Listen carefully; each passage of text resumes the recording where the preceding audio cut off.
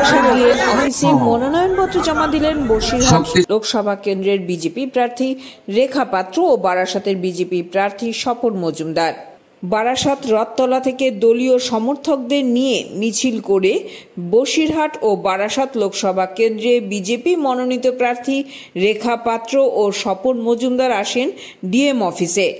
মিছিলে উপস্থিত ছিলেন রাজ্যের বিরোধী দলনেতা ও বিজেপি নেতা শুভেন্দু অধিকারী। ভাইপোকে জিজ্ঞেস করুন,